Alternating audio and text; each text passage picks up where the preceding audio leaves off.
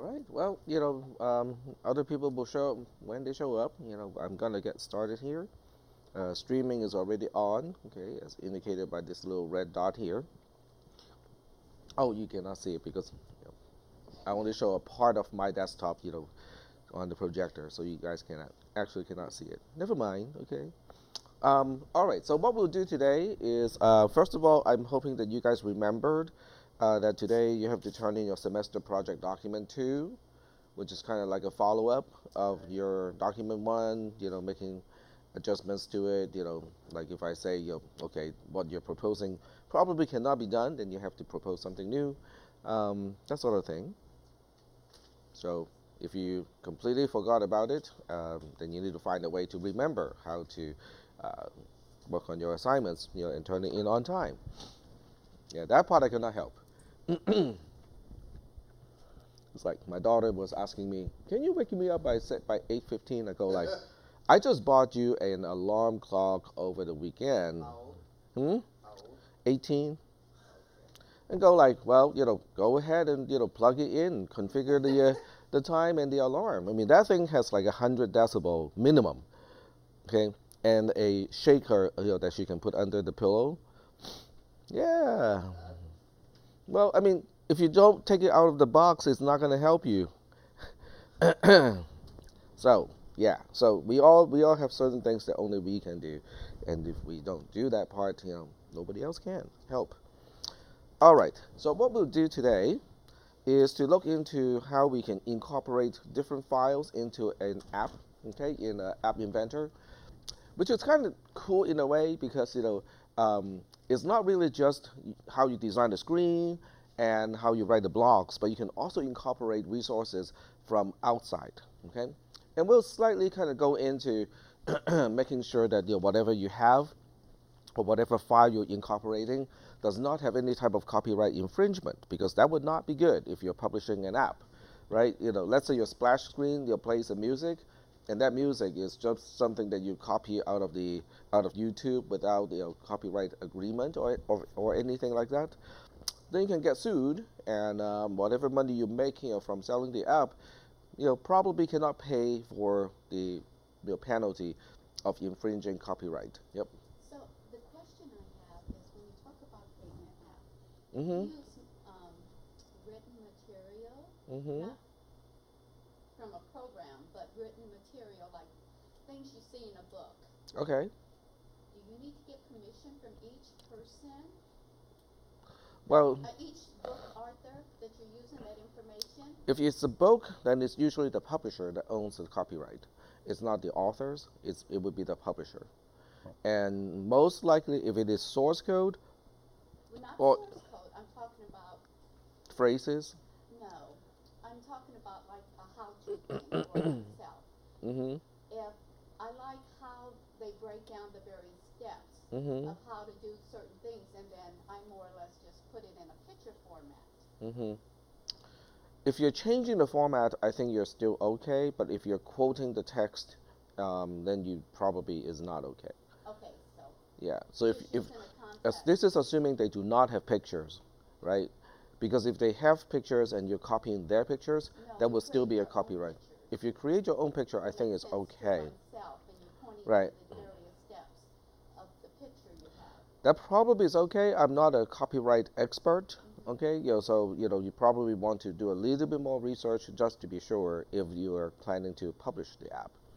On the other hand, if the app is something that you're making for yourself, then you don't have as much of an issue because nobody knows that you are including content from somewhere else, and you're not selling it for profit, which basically, um, I mean, you will still be infringing copyrights, but it's not worth any money for the other party to sue you, because you're not making money out of it, Right. and what are they going to get out of suing you?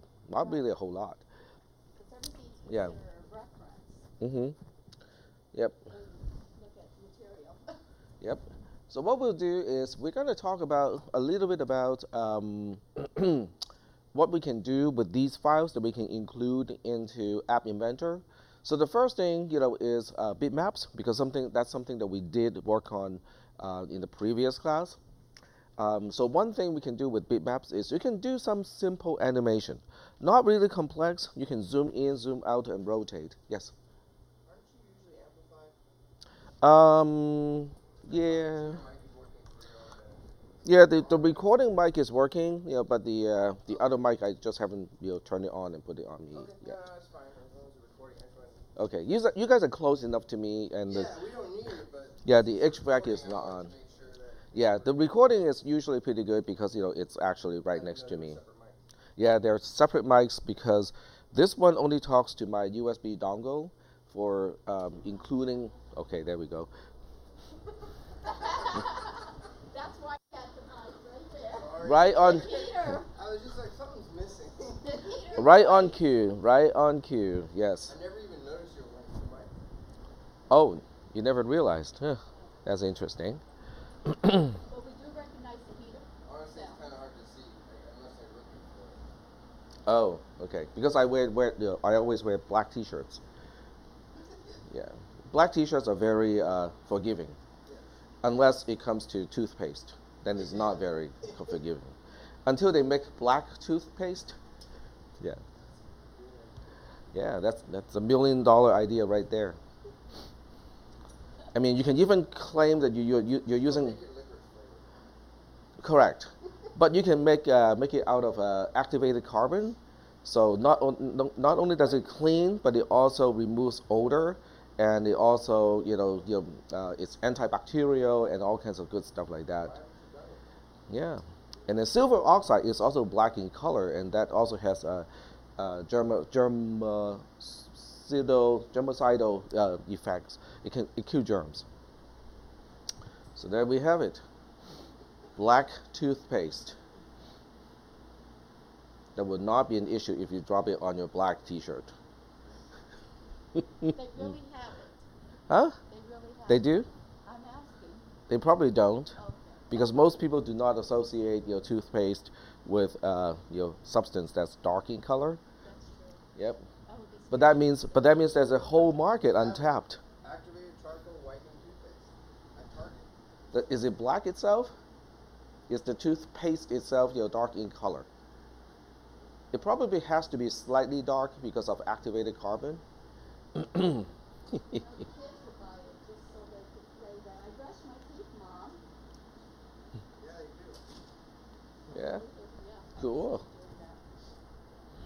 And it literally uses activated carbon, like you said. Oh, shucks. There's a few different brands.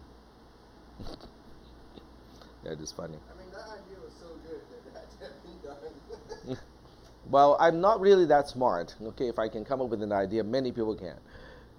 So anyway, so bitmaps can do simple animations, where you can rotate, you can zoom in, zoom out, that sort of thing.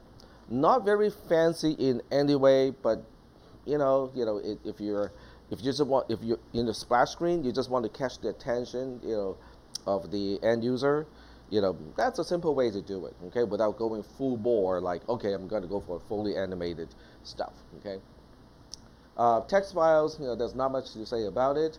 Audio files, okay, so audio files are kind of interestingly important, because a lot of times, people, when they use their phones for certain things, they don't want to look at the screen. They want the phone to be still in the pocket, and they're listening to what the app is saying, okay. So audio files can actually be quite useful, depending on what your app needs to do. So in the case of a D&D type of setting, it's not going to be very helpful. But on the other hand, if it is for something, during when you're driving or when you're jogging, when you're doing other activities, and your app is keeping track of certain things, then audio is going to be important. So the question is, if you do want to make your own, music, sound effect, that sort of stuff, but you don't want to infringe on copyrights of existing files, that you can, that you can just download out there, what do you do? Well, for music stuff, you have LMMS, okay, and then and other software too, but this one is open sourced and free, and Audacity, of course, is also free as well. So Audacity is kind of a recording / processing software.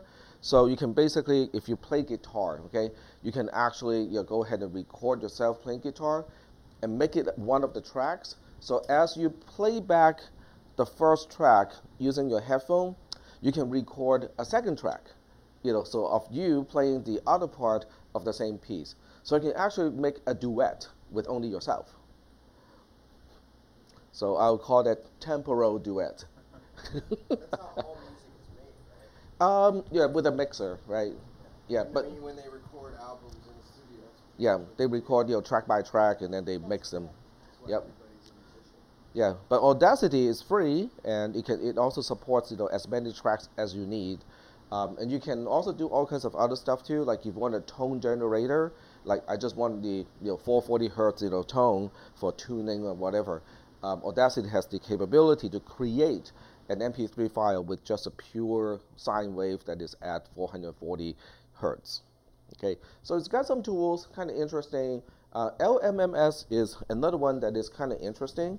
Most people have not heard of LMMS because it is a open source program.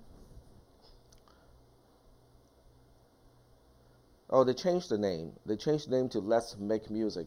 It used to be Linux, blah, blah, blah, something. Up in the upper left, it still says LMMS. LMMS, yeah. So the original one, actually would only work in Linux, but the current one, apparently they make it so that it's completely cross-platform. So with this one, you can actually compose as well.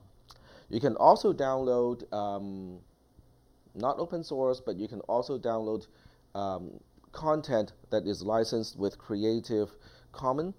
So that means it is free for other people to use, but you still have to kind of read the agreement more carefully to see if you can use it in a commercial type of setting. Yep, go ahead. I've never even touched these because I'm scared of them and I have no musical ability whatsoever. But are you saying these are like so easy to use that even? Well, let me show you how you. Yeah, sure. Yeah, I can.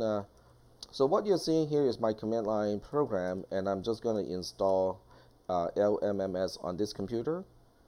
Okay. So there's LMMS.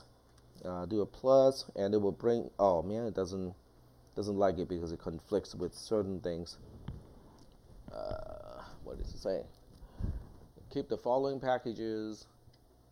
Current. Okay, it's conflicting with Wine and my LMMS server in i386. Darn it. Okay, maybe I can just uninstall that. It's uninstalled. So it wants to be the only one? Is that why it's giving you that message? No, okay. It's not related to LMMS. It's just complaining that certain other things cannot be installed. So I can still install LMMS. Okay. And then I'm looking for the audio cable because it makes music. So without the audio cable, you guys won't be able to hear anything. That's the mouse. What is that? That's the audio jack right there. And okay, so let me see if it also installs sound fonts. Sound font. Okay, so we want to install.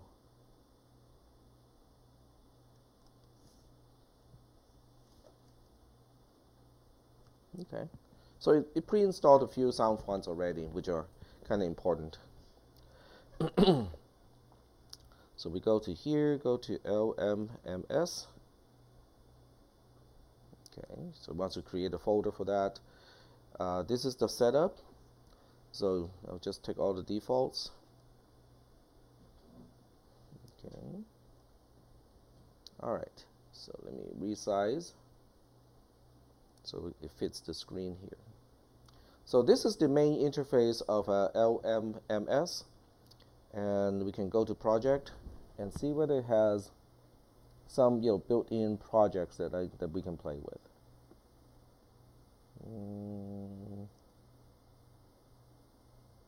Samples. Nope. Okay. You can download a lot of LMMS projects online. Yeah, but those are my projects. But online you can go to the LMMS website. In a way, this is kind of like a YouTube. People do the composition, and then they put it online, and other people can download it, or at least they can download the samples of these things. They're really not good at naming them. No, they are not. Sound 7. Well, these are the sound fonts, so we can look into projects where they are actually compositions. Okay. Well, the internet is a little bit slow. It was kind of like this yesterday too. The internet was just not very reliable. But we can look into here and look into projects too and see if we have any projects to play with. So we go to Open LMMS projects. Yeah, there's nothing here. Nothing came pre-installed, but that's okay. Okay, so now we're looking into projects, and they're organized by genre. So you can see, they got mostly electronic, genre, because most of the sounds are very synthetic. So they got trance, they got drum and bass, cover classical, and so on and so forth. So for class purposes, just to be staying on the safe side, let's go for classical. And let's see.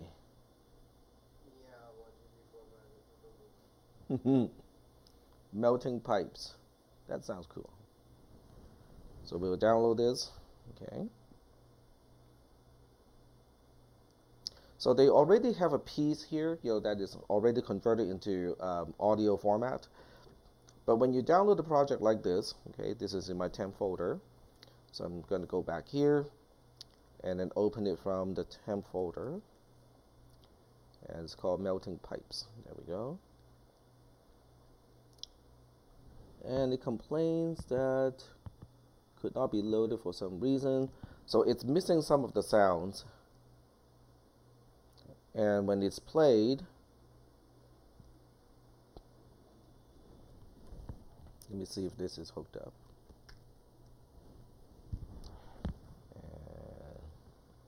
Because I got several audio channels, I have to find out which one is actually connected. Alright, so this is being played to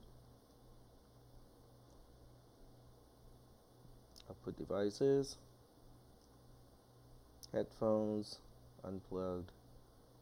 Oh, okay, it doesn't recognize my HDMI thing. Okay. Yeah. So let's see. Here's my headphone.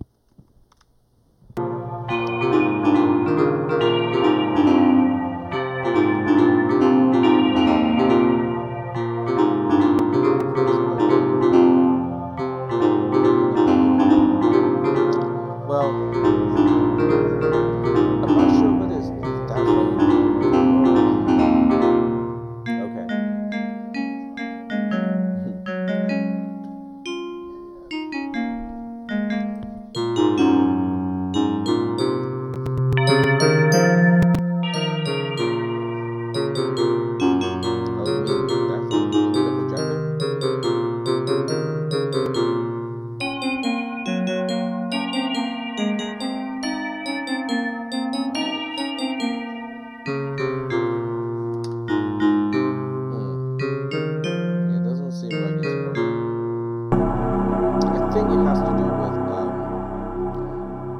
I'm not using the same channel as this computer. That's the reason.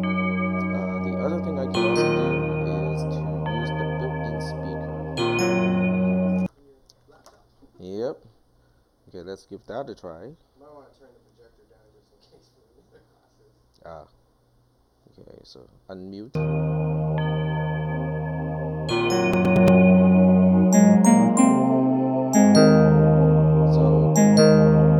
But it's synthetic, which means you can do your own composition.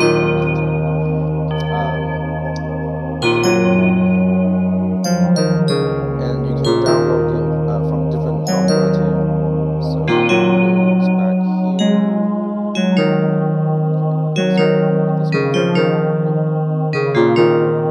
That may be just a part of it because I'm lacking some of the sound files, so it's actually not entirely.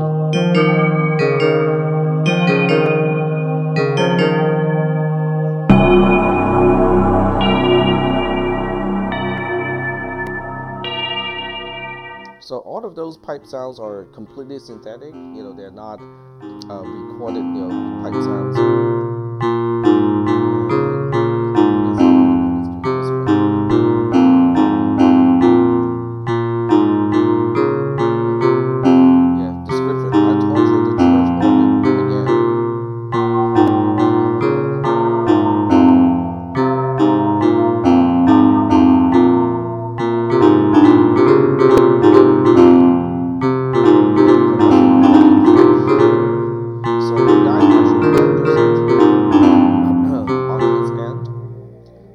If you do not want to install LMMS and you just want to kind of sample what kind of music is available, you can always do it this way too.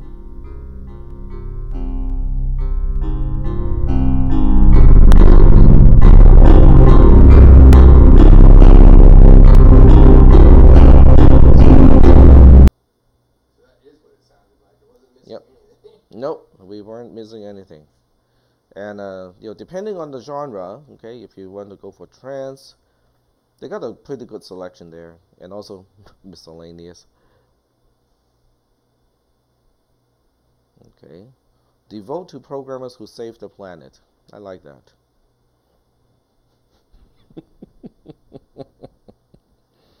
And once again, if you want to just play.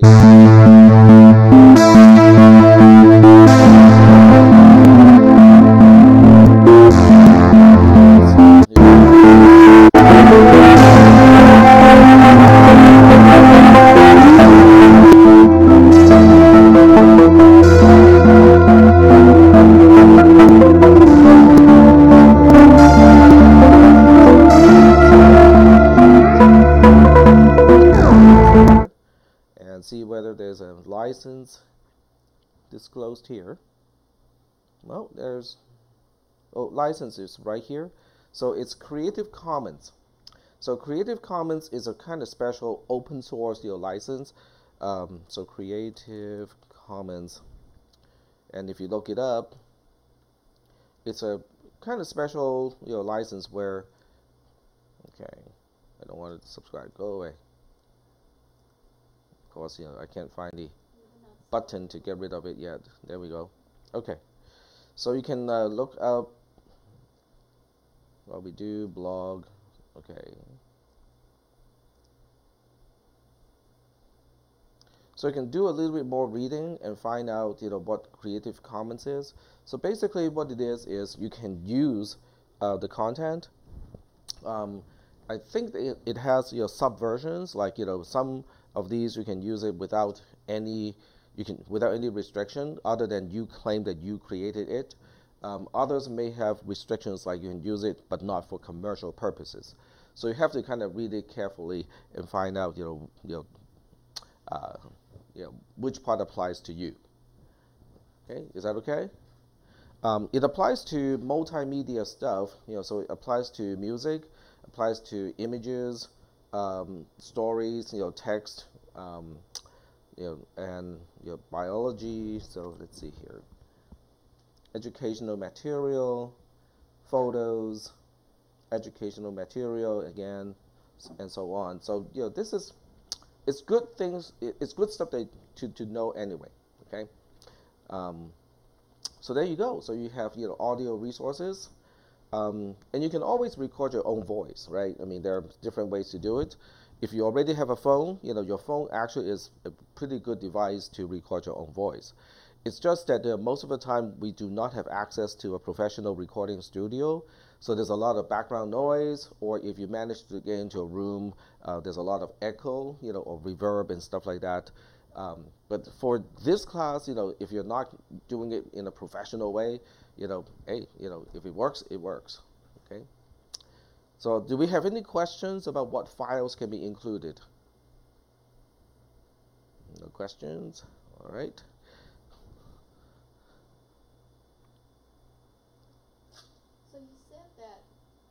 phones we could record our voice? Yeah. Do a regular recording?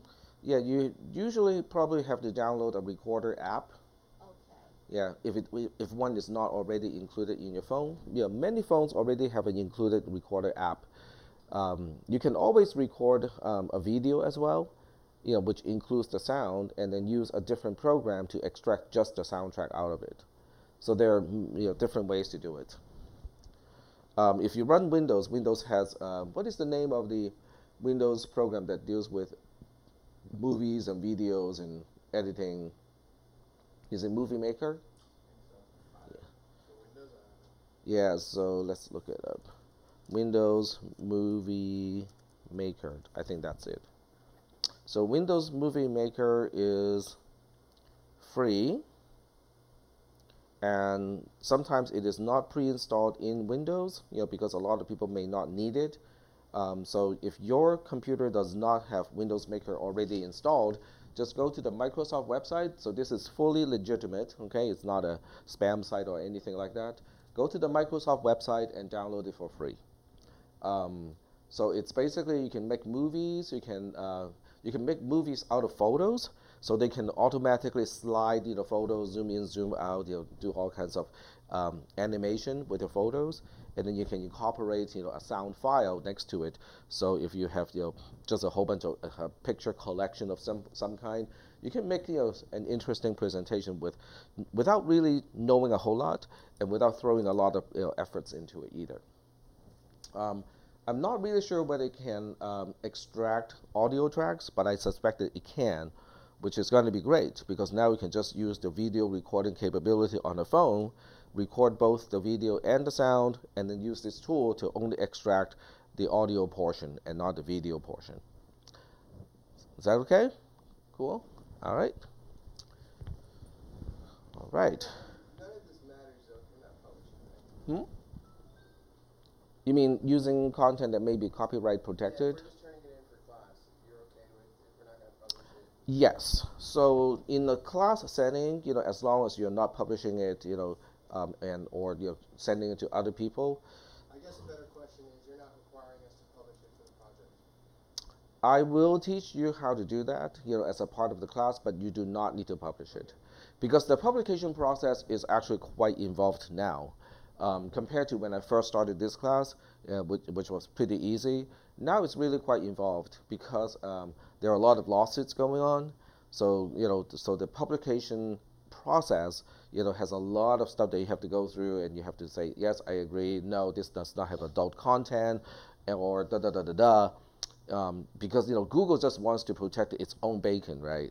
So it wants to say that if you're doing this, you're on your own. Okay, you have to accept responsibility of the da da da. And on top of that, when I first started to teach this class, mobile devices is really quite simple. It's just a phone, with a fairly low resolution. But these days, you have tablets that have 4K resolution. Okay, and even phones with better than 1080p resolution. So that is kind of complicating the process too, because Android, when you publish your app, they want you to create icons of your app in various resolutions. So that when you're downloading it into an app, into a tablet, it can use the higher resolution. But when you're putting it into an old, inexpensive phone, it can use a lower resolution. So it does get quite a bit more involved, just to push it into the Play Store. Okay, but there's one more thing. It's called copyright fair use. So there's a fair use clause in copyright law. So in its most general sense, a fair use is any copying of copyrighted material done for a limited and transformative purpose, such as to comment upon, criticize, or parody a copyrighted work.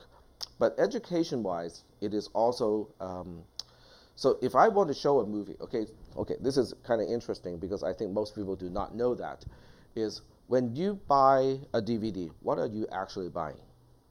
The information on it. Nope, you're buying the permission to play that information, okay? But that permission is not general. It's not like, oh, okay, now I have purchased the right to play this content. I'm just going to throw a block party and now I'm going to show this video.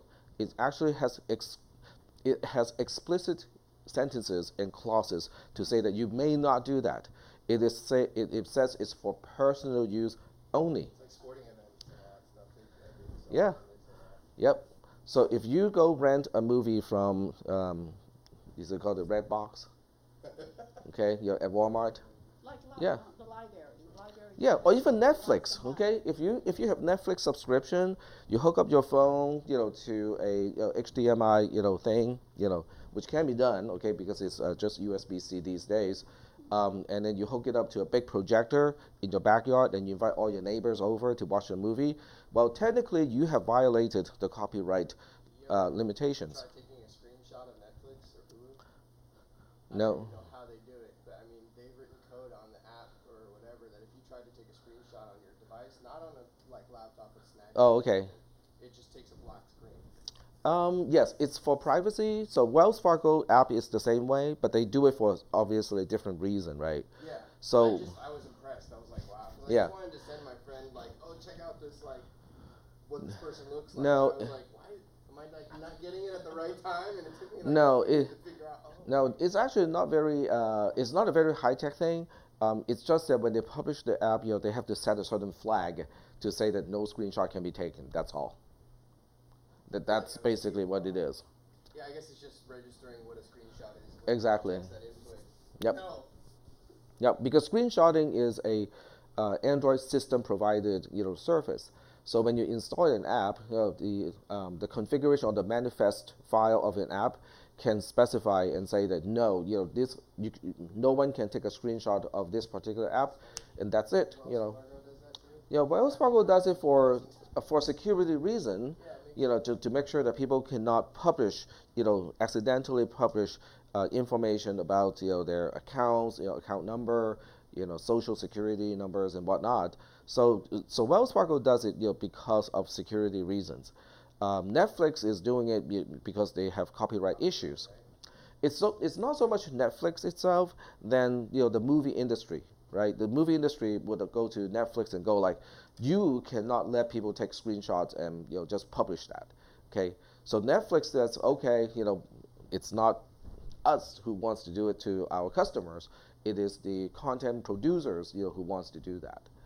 So yeah, of course there are always ways to get around things like that. I mean, the movie industry, has never learned that every time they put up an obstacle, like a technical obstacle, they're really just inviting creative people to crack it, right? If they never really put in DVD encryption, I don't think they will lose any revenue compared to actually putting encryption on DVD content, because the encryption mechanism was so simplistic. People were able to come up with a hack to get around it pretty much on the first day that it was released. So people who really wanted to pirate content, you're not going to stop them. But as a legitimate owner of a DVD, you can no longer make copies of your DVDs anymore. Okay, so let's say you have a favorite DVD, back in those days when you can only play from a DVD, and you go like, well, I'm kind of concerned about scratching the DVD, so it won't play anymore. Okay, I actually pay money to have the permission to play that content, so I just want to back it up. Okay, I want to back it up on my hard drive, as an ISO image. So in case I scratch the original one, I can now make a new one, so I can continue to watch that movie.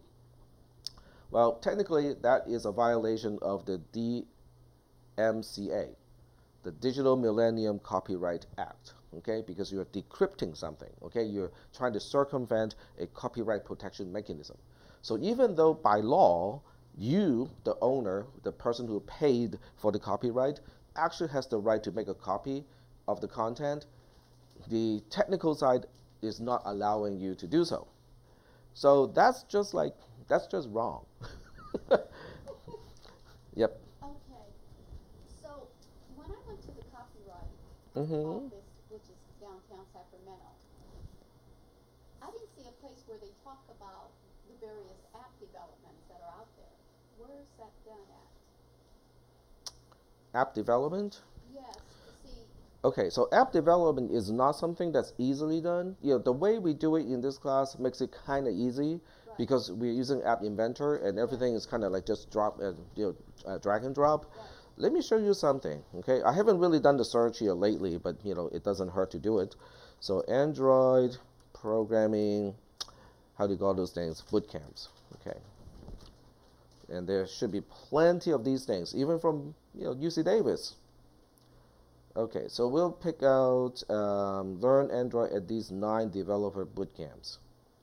And what we want to do is to find out, how much time and how much money do you need to put into it.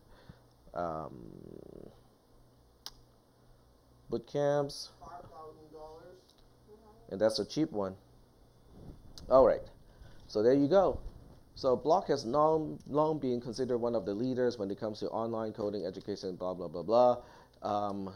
So for Android development bootcamp, they would charge you $5,000 and over 12 weeks. Probably charge you for like housing and food and stuff separately, right? Well, that I do not know. It's an online program. It's online. Yeah. You could pick up the book. So, well, the difference is, they might actually have an online mentor. So when you run into problems, when you hit a snag, $5,000 over basically 3 months, okay?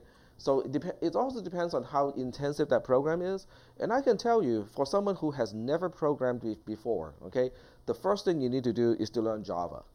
Java is okay, so in terms of our course sequence, for anyone who has not programmed before, the first class you take here is 300, then 360, then 400, and then 401. Okay? When you talk about the numbers, what are the 300? They're all in the P sequence. Okay. But I meant the actual course name. The actual course name? Yeah. You can look that up in our catalog. Yeah, that's good. Big difference. No, I know, but like what? Okay, so I know they're very first thing first. Like knowing JavaScript doesn't mean I know Java, but that's why I'm asking. Okay, so first thing first, let me answer the first question first. So I'm just going to write down the numbers. You can look it up in the catalog to find out the actual description. So 400, and then we got 401. This is to get a certificate, or you just mean in general, or is this to get? Oh, this is just to get to the Java class. Okay, so the Java class. Just to get to the Java class, you have to first take 300 and then 360. Now, if you have already worked in industry and you know programming already, you can probably just kind of jump into it. But until you know what Java is and how to program efficiently in Java, you can't even get started with Android Studio. Well, okay, but in order to take the Java class, I don't need to know how to do Java yet, right? I just need to know about Correct. programming basic. Yep. Okay. If you know C, it would be nice because C++ and Java share the syntax quite a bit. Is that okay? Yes. So you can challenge the prerequisite of CISP 401, which is the Java class, by by getting a transcript from another community college, by saying that I have already worked in industry and have programmed in C# for 5 years. Okay. Does this apply? I know we talk about Android a lot. You're saying you need to know Java for Android. Is this Yep. the same for iPhone? Nope. So iOS in general, they use Swift, which is an entirely different programming language. Yes. So you really gotta learn 2 completely different things. They're 2 completely different platforms, even though they share certain ideas and concepts, but in terms of the actual implementational detail, they're entirely different. It's kind of like cars, right? So let's say it's kind of like comparing a Honda Civic to a Mercedes-Benz, E-Class, okay? Well, they're both cars, right? They both, get you around. They're both combustion-based and whatnot. You pop the hood open, look into the Civic engine compartment. You pop the hood open, look into the Mercedes engine compartment. They're entirely different. It's crazy, right? The Civic, there's no way you can actually see the floor because they pack everything so densely. The engine is mounted transposed. Okay, meaning it's not longitudinal mounted to the drive axle, but the Mercedes is always longitudinally aligned with the drive axle. Okay, the technology that goes into those 2 engines can be entirely different. It's kind of like that, But knowing how except worse. engine works and oil and Yeah, so cams and So the basic ideas are still the same, but the implementation details are so different. So you can take someone who is an expert of tuning and repairing Civics and say, oh, go fix that, E-Series, Mercedes. And that person has a lot to learn before he or she can become proficient. Because those classes cannot fail. Look at this class. I would have thought. I would have thought iPhone might be more popular.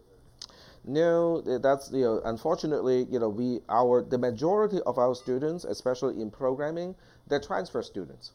So they want to get as many classes done as quickly as possible, so they can move on to a UC or CSU. They don't really want to stop and make money, writing apps and whatnot. They want to go as quickly as possible to get their bachelor's degree. So these classes, the boot camps, I think in general they are catered to people who are already working in industry, and they just need to learn a little bit more to transition to a particular type of program. Okay, it doesn't really say what kind of background you need to get the most out of this. Okay, so we can dig a little deeper, go to block, and find out a little bit more. Okay, so we can go to their courses, and they got web development, and web development has a cost of $8,500, and they would teach HTML, Get, JavaScript. What is Get? Get is version control. It's like GitHub. Yeah, but you don't have to use GitHub. You just need a Get server to get it working. jQuery, Rails, CSS, Castillion style sheet, Express.js, React.js, data structure, Node.js, front end, and Ruby. Okay, and it says it's online. Ruby is the same as Ruby on Rails. I believe when they say Ruby, they actually means Ruby on Rails. What is that? Yeah. It's just another programming language. Oh, gosh, there's so many programming languages. Yeah, so they give you basically a very intensive, treatment of all of those topics. Now the question is, can you learn all of those things by yourself? Well, absolutely. Okay, it's just a matter of some people when they need to learn by themselves, and they didn't pay $8,500 to begin with. Sometimes I would slack off sometimes, right? But if I pay $8,500 on something, I'm not gonna be as likely to slack off, okay? Because it's like, man, that's expensive. You gotta make the most out of it, right? Which one is 5,000? Because the other ones you scrolled down, none of them were even close to 5,000. I'm wondering what their basic. The Android one. So let's see. The other one was 9,500. Oh, am I looking at the right place? Yeah, you're looking under block. Okay. Okay. It was up at the top. Okay. Learn Android at these 9. Okay, so it just brings me back to the original one. They probably bought a book and broke it down into lessons. You cannot buy a book. That's the whole thing. Because the API changes so quickly, so by the time you buy a book, it's already obsolete. There's Lynda.com. Is it Lynda, I think? Yeah, Lynda does They have some all of those. Stuff, and it's not so expensive. No, but the other thing is what you can do with these if I want to learn how to program in iOS, okay, and learn how to use Swift, I will give myself a project. Okay, so I'm gonna write this app to do blah blah blah blah. Typical stuff that the app would do. I won't go too crazy on. Oh, let's use the latest, augmented reality kit. Build in this class, a good project would be to try to build it in Swift. In Swift, right? So I would give myself a project like that to basically give myself a target. But by trying to get to the target, I would learn the tools, I would learn the programming language, the framework, and stuff like that. Okay. But they're different, okay? Swift is not Java. They're not even syntactically close. That off. It is very off. I've never even heard, and I never heard of Swift. I've never heard them talk about Swift. Yes, Swift is supposedly it is an open source programming language, but it is not. Okay, yeah. So in a way, it is not because it is not used by anyone but Apple. Apple says, hey Google, hey Oracle, hey everybody, if you want to use Swift, you guys can go ahead and use it. And then nobody cares. It's like, why would we want to use your programming language? The problem is, if Swift is Apple's programming language, then Apple can make changes to it, right? So Apple one day can say, that feature is not really that good. I'm going to deprecate that feature and use that instead. Isn't that the same for any? It is the same. Except Apple's the big gorilla. Well, except Apple has its own self-interest to serve. So does Google. So does Google, but Google does not. Well, Google has its own programming language called Go, G-O, okay? But nobody cares about Go either, okay? Because you don't want to be locked in to a programming language that is quote-unquote proprietary to only one single vendor. But the Android is Java. Android is Java. It is Java. It is not Yeah. its own thing. It is Java, but Java is owned, or it's actually Oracle has ownership of Java. But Java is so big of a programming language and so many people are using it now that it is not an issue anymore. You don't have to worry about Oracle making random changes to it, because even Oracle doesn't have the muscle to do it. So learning Java is learning Android. Android is that so unlike. You can use Java for many other things too. You can use Java for servlets on the server side. You can use Java for general purpose programming, but you need Java for Android programming.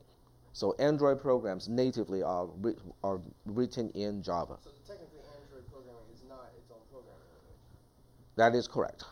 So when we say Android programming, or when you pay that $5,000, what you're paying for is learning the class hierarchy of the Android framework. The SDK. The SDK, exactly. Yep. So but the SDK is complicated, right? Because think of all the things that you can do with an Android device. So it's complicated. Just to make a list going, where the list can display images and have a little bit of text on the side, to describe what the image is. That's a lot of work already. Believe it or not, that is a lot of work just to get the list box you can scroll through, where each item shows a little icon or bitmap, and next to the icon is some text to describe what the icon is. That's a lot of work already. That took me like 2 or 3 classes. Yeah, and then in Java. So if you think about, okay, let's do augmented reality, okay, which basically means the camera of your phone, the image that is captured by your camera is displayed into one of the how do you call it? Yes, it will be captured onto a canvas, and then in my class, all we wanted to do was to draw a horizontal line, for level, so you can use your augmented reality camera like a level, and to know how is it level this way, is it level this way, and so on. That took another 3 or 4 classes. I'm impressed that you could even do that. Oh, you can do it. It's just. I didn't even think about augmented reality. Yeah, but now they have the AR kit, which is the. So how does Python plug into all this? That's separate. Plug-in. No, Python has nothing. Absolutely nothing. It's a programming language, but it has no application in app programming on the end mobile platform.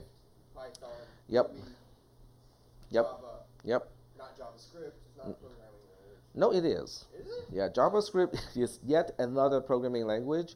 So anyway, the latest front end or the latest component of Android and iOS are the AR side. Okay, AR kit on one and then AR something on the other one for augmented reality. Augmented reality. So what they do is, on a phone that is quote unquote certified for AR purposes, what you do is you can use the phone's camera and just kind of scan around an area, just like that, okay? And then you can. Pokemon is augmented, supposedly. Yes, but it doesn't make use of this feature because this particular feature is capable of understanding the objects around you. So this table has a surface like this, how high it is from the floor and stuff like that. So it understands geometry in 3D space. And this is in what? This is in. It's included in. Yes, in some Android devices, in the later Android devices and later iOS devices, it is kind of like a built-in capability of Android and iOS. So you can look at ARKit. No, not even close, man. We are not even close.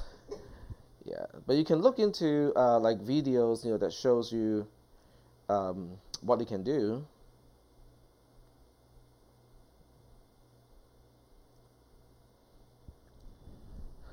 So this is basically a person see that object is floating in 3D space.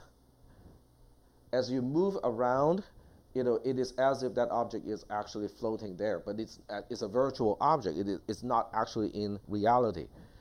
But the phone, by making use of all the sensors, like the tilt sensor, accelerometer, and whatnot, is capable of tracking the actual positioning and orientation of the camera so with high precision to actually understand from this angle how would that object look like. I can also show you an actual commercial. In a way, it is.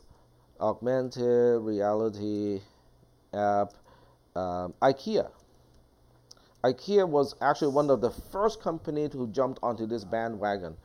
That's why they're still around now. Well, I don't buy from IKEA. I don't either. Yes, exactly. Because they're meatballs. That's why they're still around now.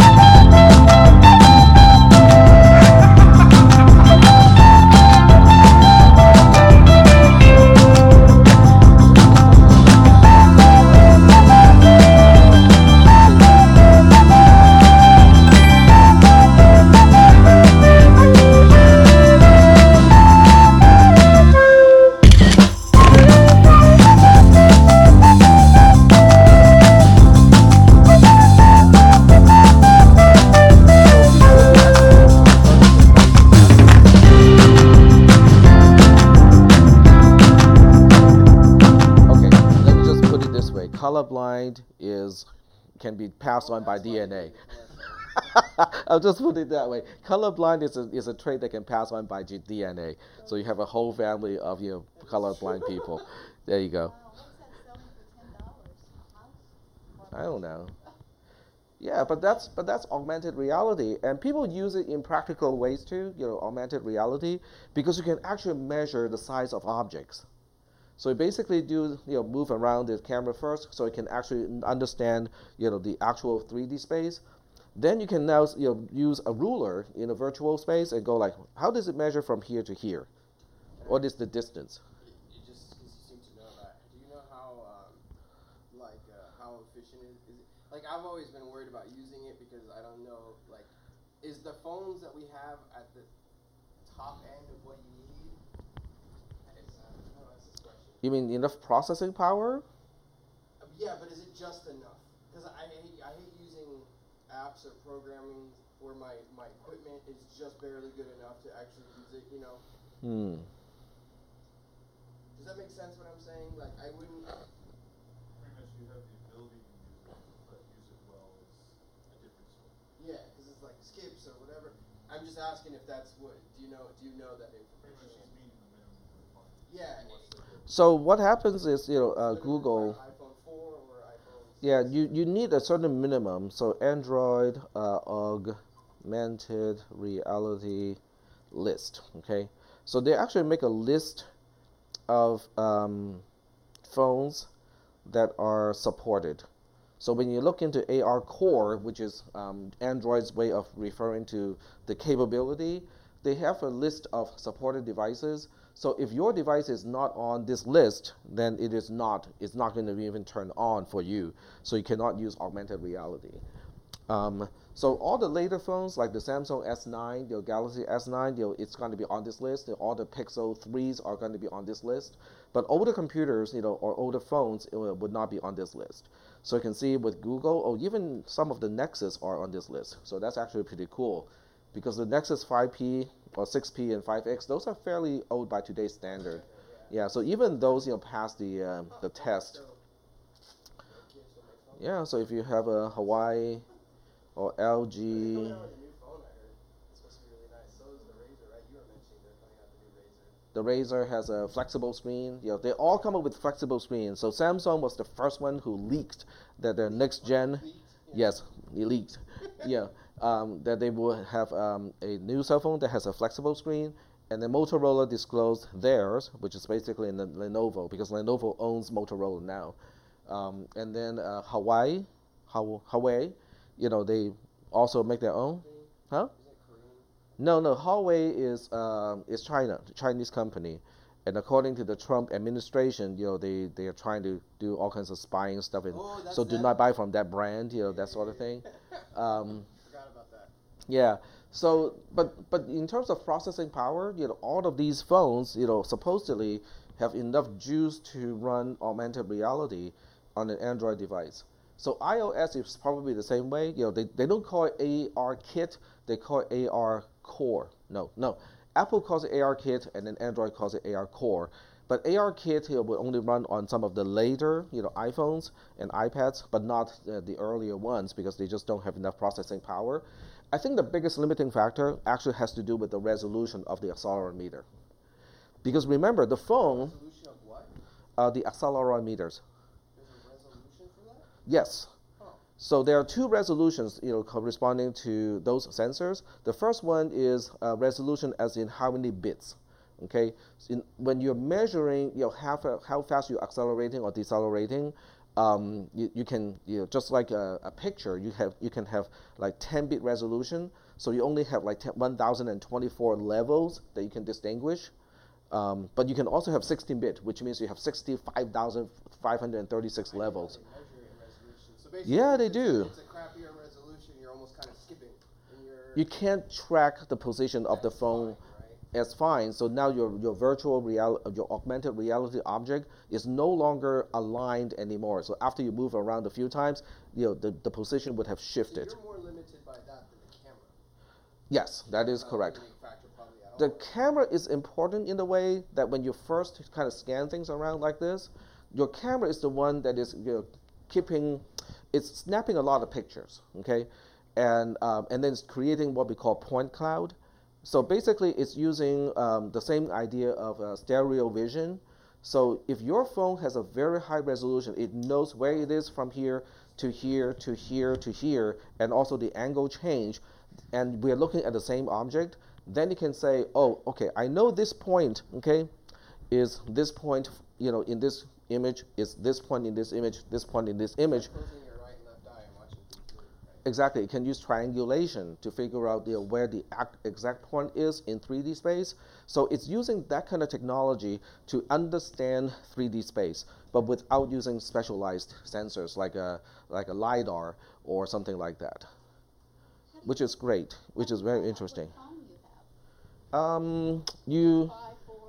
You can go to settings and scroll all the way to the bottom, and typically they have one tab that says phone information or something like that, and that will tell you what your phone is. It will tell you the exact model number of your phone. If you buy your phone, within like if your phone is older than 3 years old, it's most likely not going to support AR Core.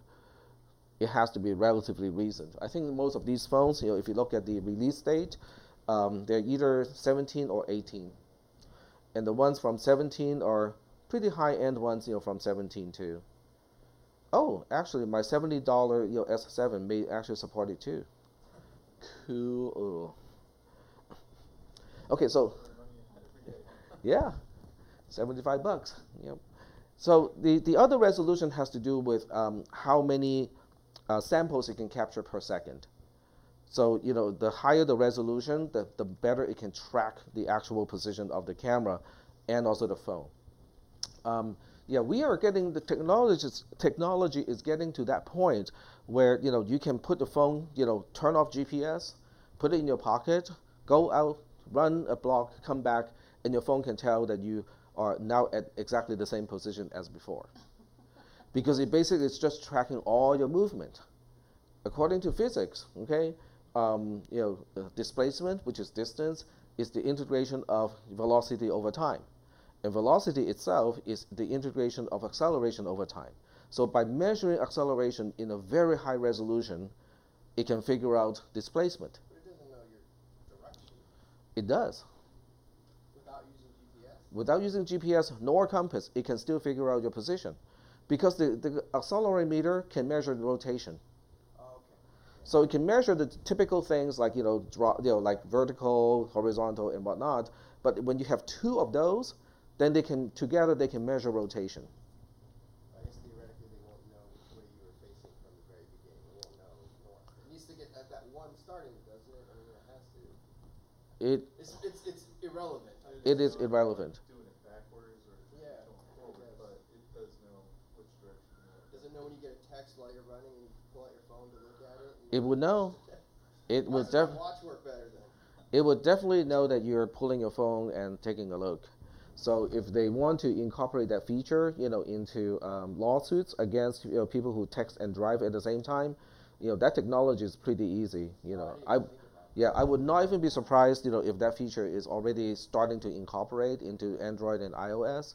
So in case of a car accident, they can look back into the log of a phone and basically say, yeah, your phone is telling me that you have been, flipping the phone, out and actually texting on it, at the time of the accident. So, so those people when. Well, it's a good thing, because texting and driving is a very dangerous thing. They compared texting and driving to drunk driving, and drunk driving is actually safer, because they found that in cases of. I don't drink and I don't text when I drive. I don't drink anymore, but when I used to, I'm pretty sure that having a couple beers and driving was safer than texting and driving. Honestly. They found that. So distracting. Yeah, they found that people who drink and drive and get into accidents, at least there's like tire mark on the road. It might be a little bit late, okay, but they at least got rid of some of the energy in the impact. And sometimes when they get in the car, their expectation is that they know they're slower or like a little, not everyone, but yeah. Whereas people texting just think it's nothing. They found that in texting and driving accidents, usually there's no tire mark on the road. Right. They did not even know that they needed to brake. It's not even just a matter of they were like half a second too late.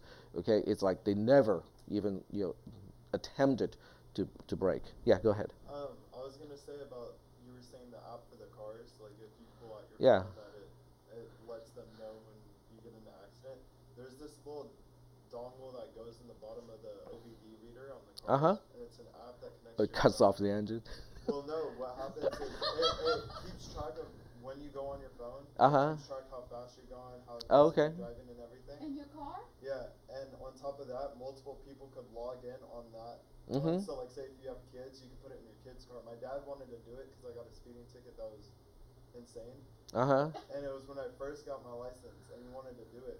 And they're really expensive, but it's doable. I'm pretty sure it's an app that connects to your phone. Okay. Or connects through a website or something. Yeah. Well, your dad could just. Having a breathalyzer in your car, probably plug in the same port.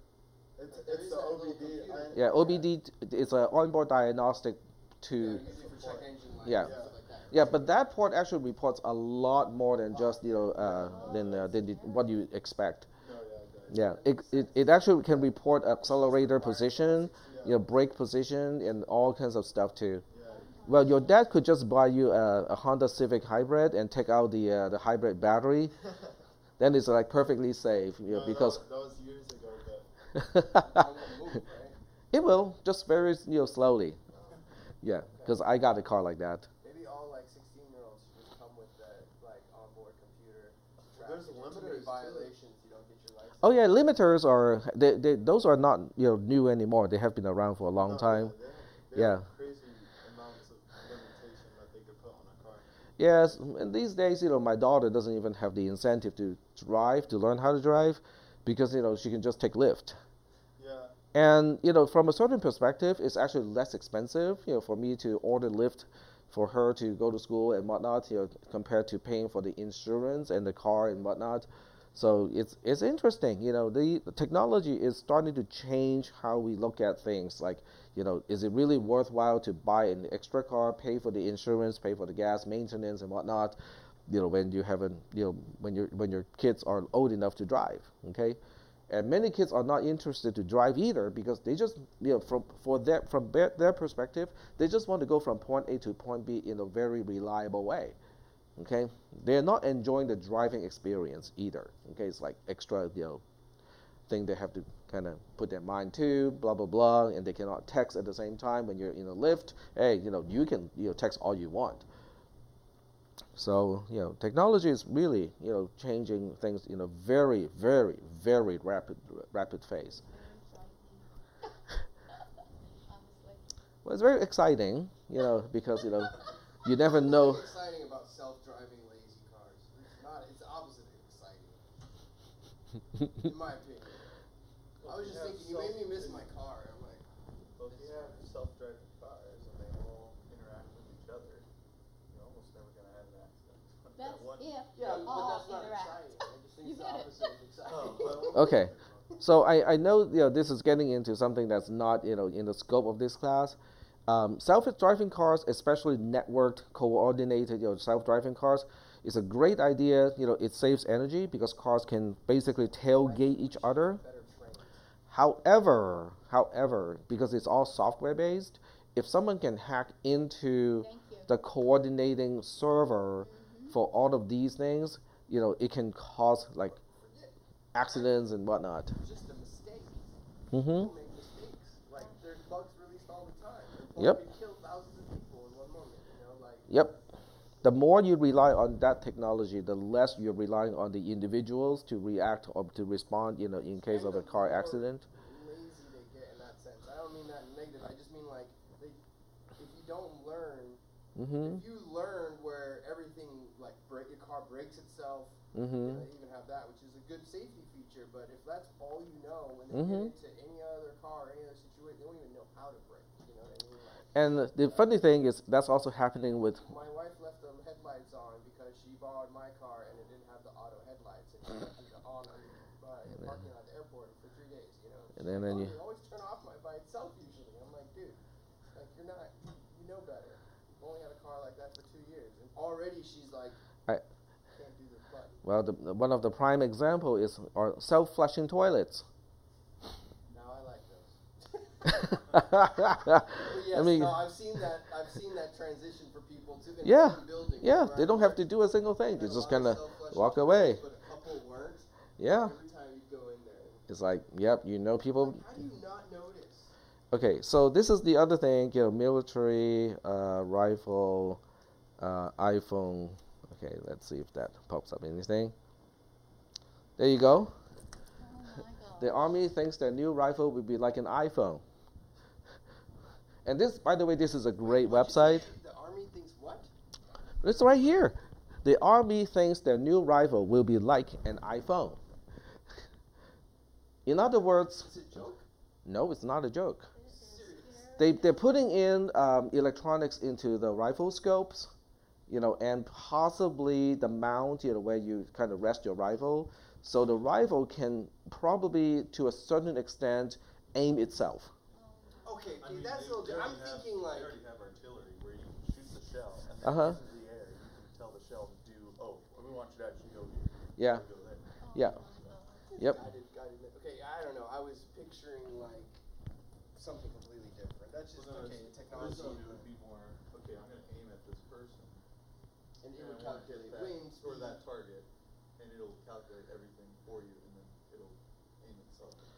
Yeah, go ahead. There's a guy that made a Glock 17, I believe, that it's a smart gun, so it has your fingerprint on it. It won't shoot unless your thumb is on the fingerprint thing. Yeah. But all the people that love guns and the NRA and whatever, they're all saying that I want my gun to be reliable. I don't want to depend on technology for a gun. Like when I need a gun, I need a gun. That is kind of a good point. Well, it depends on what you need a gun for. For self-defense. If that is your argument, I could see that. Like imagine if like the one time I needed, like my thumb is too sweaty, like when it rains and you're trying to unlock your iPhone. Or you just think about your thumb. No, you put a pin number instead. Or you have gloves on. Mm-hmm. Well, okay. We got you way off the audio topic. Yes, but we can go even further, because within people who own, firearm, concealed carry and stuff like that, even within that community, there are two extremes too. One extreme is like, okay, but no, they have safety on, hammer not cocked, so basically the gun is in a very safe state. Okay, if you were to give that gun to someone who does not know how to operate firearm, it would be relatively safe because that person will have to know first how to turn off the safety, okay, how to rack, to chamber the first round, and how to also use the grip safety and make sure it's engaged before you can even fire a shot. So there are safe people like that, and I think police procedure needs to do that. Okay, that's kind of their procedure. And then there are people who are basically having a hair trigger on their self-defense weapon. It is already cocked, safety off, okay? So it's ready to fire anytime. If a kid was to put the finger into the trigger and just it's gonna fire.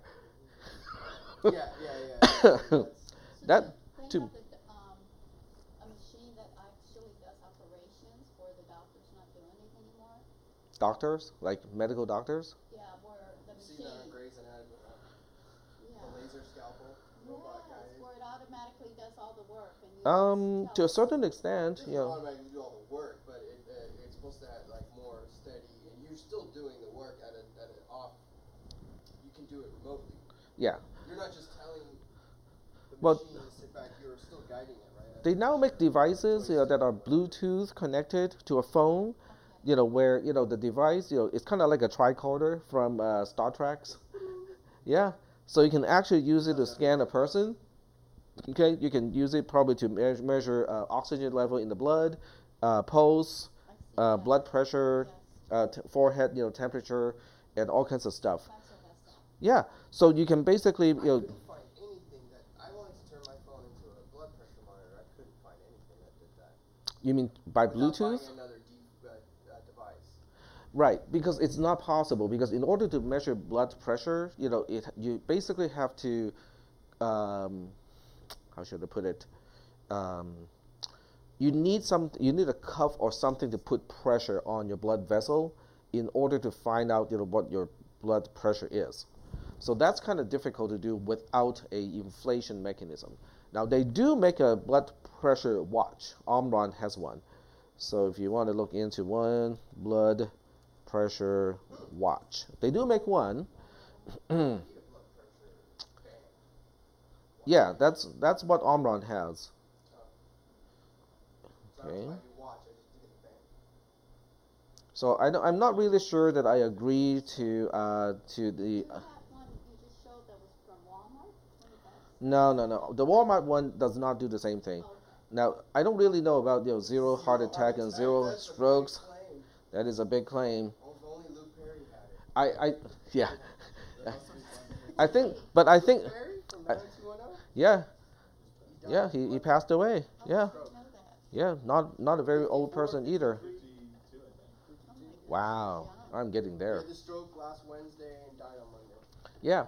So, but this is a watch. It's the size of a watch, but the cuff itself has an inflation mechanism, so it can actually measure your blood pressure like a medical device, at a hospital. And it even has a sensor that can tell you, because you know that when you measure blood pressure, your measuring device is supposed to level with your heart, right? So this thing actually even has the intelligence to tell you higher, lower, where it's supposed to be put. But it's $500, okay, and two, I think it's only designed to take 8 measurements per day, and then you have to charge it like every 2 or 3 days. So to me, it's not worth it, because I can just buy, one of those cuff things, for about $20, $30, I mean, yeah, they don't look as cool. I mean, it's big, but it gets the job done. Okay, and they run on like AA batteries, right? But your cups guarantee 0 heart attacks. I think I think what they're guaranteeing is we can warn you about a pending heart attack, so we can tell you you are going to die tomorrow from a heart attack. Yeah. So plan accordingly. Plan accordingly. Ad for will service or there. Exactly. Yeah. Click on it. It goes through the API and hook up to all the financial institutions, so you can double check your beneficiaries and whatnot. It's like, do I have everything set up? Yeah. Okay. Good. It cancels your insurance once they find out you're about to have a heart attack. Delete your browser history for you. And then book flights and other things where where you have told yourself oh, that's too expensive, or that's illegal, I would never do that. But if you only got 1 day left, hey, I want to do all of those in 1 day. Of course, the worst case scenario now is you actually do not die the next day.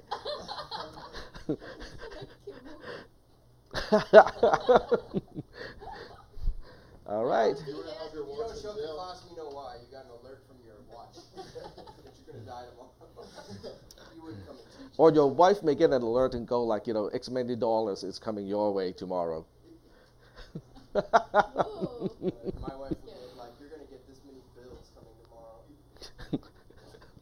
tomorrow. And don't forget to pick up the kids too. And it can automatically interface with Lyft because it checks the calendar and say, well, as a single parent, you really do not have time to pick up your kids. Shall I order Lyft to pick up your kids? What a cool app you could create, Yeah. That is a cool app. Yeah, I can see. Schedule. Yeah, I can see the title. I can see the title of a movie based on this, and the title is "In Case I Die," right? Creative.